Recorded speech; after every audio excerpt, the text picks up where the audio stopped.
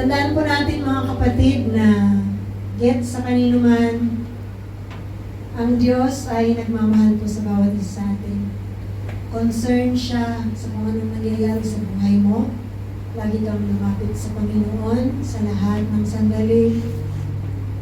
Magpa-counsel tayo sa God. At makinig tayo sa sasabihin niya. Sundin natin ang kanya pong nais. Taas po natin ang ating mga kamay sa Panginoon. Ang Diyos na makapangyarihan sa lahat, mabuti at mapagmahal. Ang Diyos na tunay na nagbigay ng buhay sa bawat isa sa atin, ang tunay na magpala sa atin. Siya ang pinanggagalingan ng lahat ng mga pagpapala.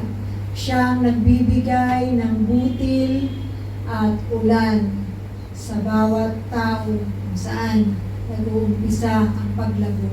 Anumang pong klaseng paglago at nagtatagumpay na nagagaling sa Diyos, nawa ito ay inyong matanggap natin lahat.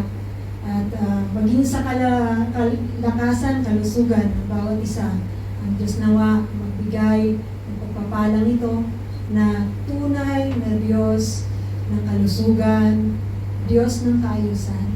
Siya nga po nawa bumabay sa bawat isa sa atin.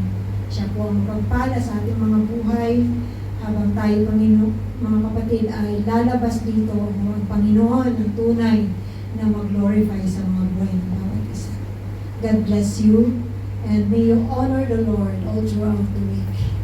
And let's continue to worship the Lord here and even our everyday life. In Jesus' name, amen.